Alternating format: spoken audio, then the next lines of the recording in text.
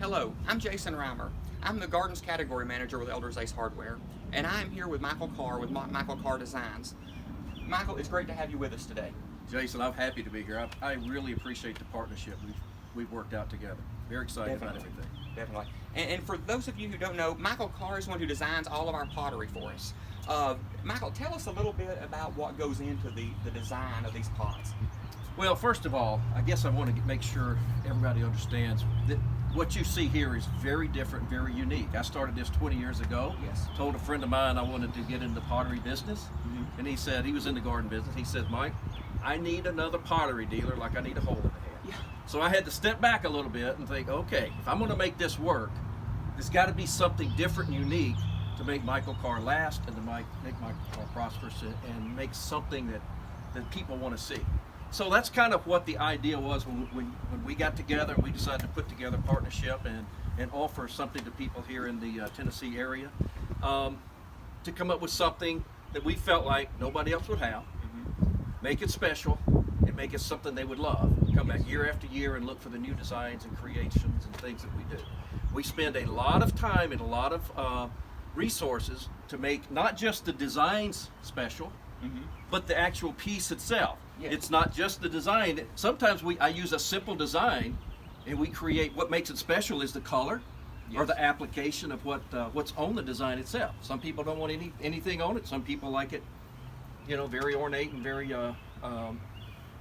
detail oriented. So that's what we have. For instance, this right here is simple egg pot. Been around for many years. Yes, okay? the design, yes. What we've done is we've created a color. And again, the colors, you don't just pull them out of a closet somewhere. Every color, every design in the glazes is a secret family recipe. Yeah. I mean, and this color is amazing. I mean, when you look at this color and you see all the different shades that are in this, compared to what you see a lot of times that are very flat, there's not much of a shine to it. Right. I mean, this is amazing. The texture in this pot. The two things there's two things going on here. Yeah, you have the color, and then you have the unique application that goes on top of it. Okay. We call this a volcanic. Okay, so what we've got is we've got a beautiful milky blue color. And you'd be surprised at what all goes into a glaze. Anywhere from recycled bottles, glasses. Oh man. Okay, cobalt, which is it's only a small percentage, but that little bit of 1% of that cobalt is what makes all of these colors kind of change and turn when you go into that fire. But anyway, so I think people will really love this. I call this a volcanic because it looks like the lava has flowed over and kind of washed all over the sides. But what it does, it just brings out the depth of the color as well as the pot itself. It does. It's a very, very attractive pot. It's something you don't see every day. I appreciate it. And I'll show you something else over here as we get into here. Again, for a different buyer, people, I always look at the pottery business and the garden center business is no matter who walks in the door, we want something that excites them about what would work at their home. So we go from something simple, but we use the colors, to something where we've created what I call is our garden collection. Okay, so where I use, we actually put the flowers, unique flowers of what they are, put the name of it on it, and then what we've done is we've actually taken the piece itself, scraped off the relief work. Okay, so what that does is now all of a sudden you can see what it is, and it adds depth to the piece. So very unique, zinnias, sunflowers, daisies, coneflowers, such as that. It's funny, I was helping a customer the other day, and we were pulling down one of these pots, and that's what she said. She said, you don't see that everywhere. You don't see that very often, or hardly at all. And just to be honest about it, you don't see that. And that's what attracted her to that pot, was that scraped on the front. And what you don't know is, because we don't put the sign or anything on the pots, is everything here is handmade.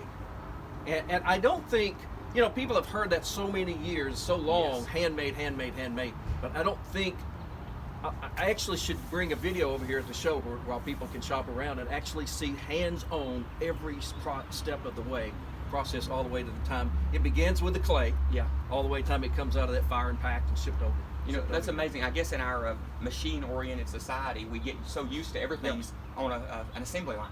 Right. And that each one of these pots is a unique, you're not joking when you say it's unique. That's right. I mean, each one is handmade special. That's right. Everyone, again, it's almost like a work of art because every piece is done by hand.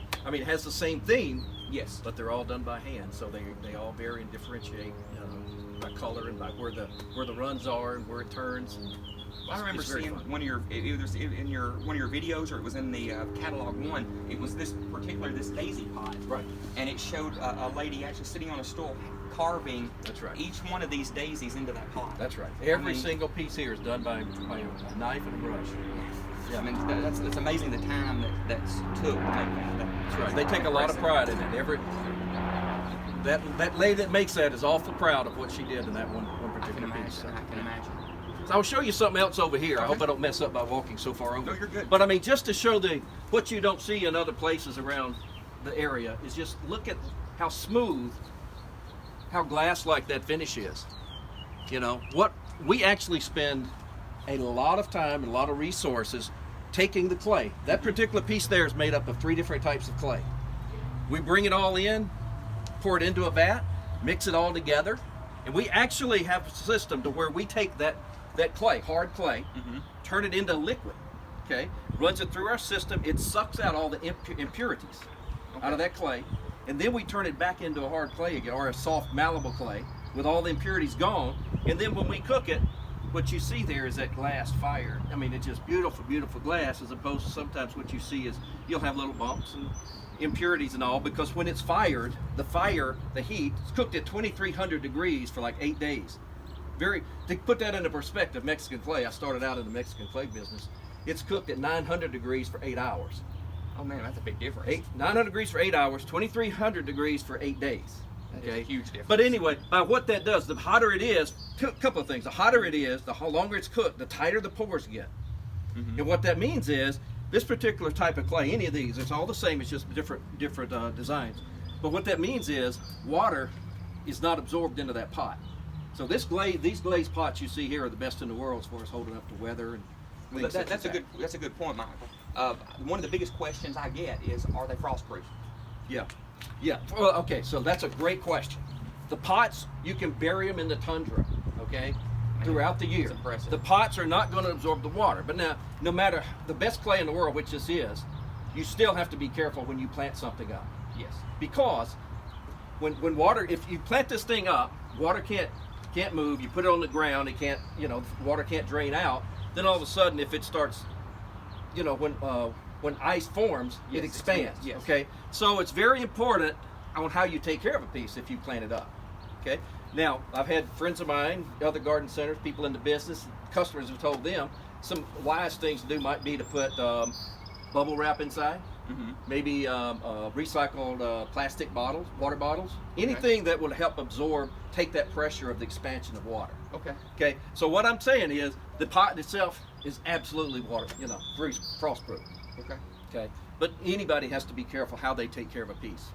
Definitely. Okay, because rocks in a mountain pop. Okay, if they Yes. get water inside of it, so you have to allow it to expand some way. Okay. Gotcha.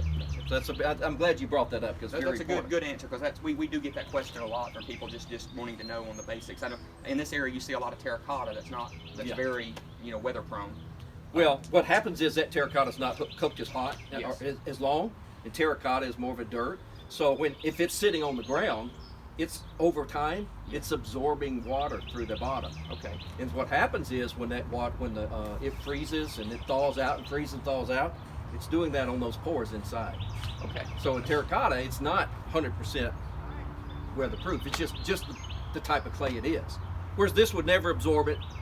That's why I'm saying it's the best in the world as far as holding up to weather.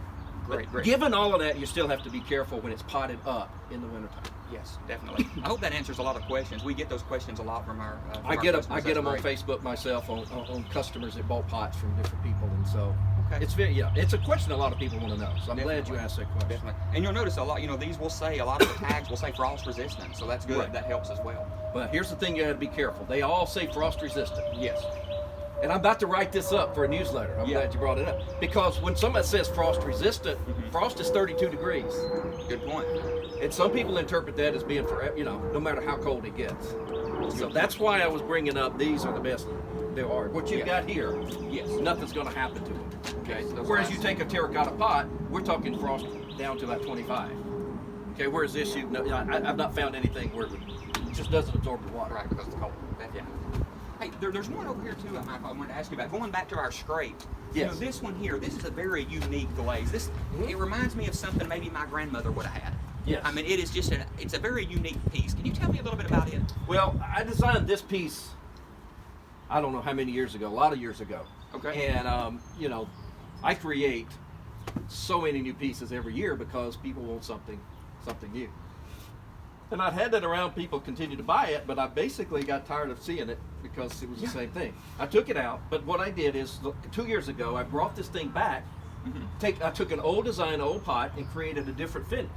Okay. What we did is it's an antique finish. I'm glad you mentioned that because that's exactly what I call it, an antique white. Okay. And what I do is I use this old white looking piece, then scrape off the edges just to give it a worn look. And it's funny because when I started this, my grandmother, I called her Mama. Yeah. She was the one that got me interested in the garden. Okay, mine too. Not at the Mine too. time. I'd rather go fishing. Okay. Yeah. But when I became an adult, I remember her taking us through the garden, showing us all the different things and why it was this, and it was like, Mama, I really just want to go fishing. Yeah. Okay, but when I grew up, all those things stuck. And I remember that old pot she had. And, you know, just what she had to do with it and all. So, yeah, I mean, this was special to me as well. I love that antique finish. I do a lot of pieces with that. Yeah. You know, that pot to me, it screams, you know, red geraniums in it.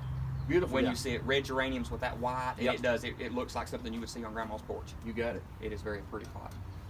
Well, Michael, we appreciate you being with us today. Yeah, man. Is there anything else, any other ideas or any hints that you want to give us on pottery? Or? Probably so, but I can't think of a one right now. All right. Well, we certainly appreciate it. Yeah. And we want to invite you to come by and check out our pottery selection.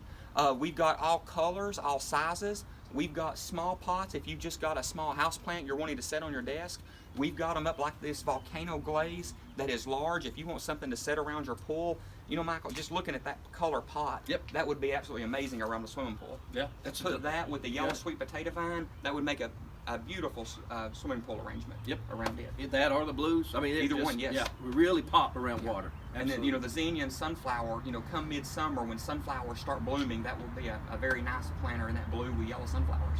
That's the key to a lot of these that you've got here at the store. You can plant just about anything, Yes. color-wise, and they work. That's important because a lot of times you buy a pot, you go home and go, what the heck can I plant this? Because it doesn't work here, doesn't work here. Yep, I've done that before. But you've done a very good job of what you brought in. Well, Good Michael, job. we greatly appreciate it, and we look forward to many years in the future. You got it, man. Thank you, sir. You got it.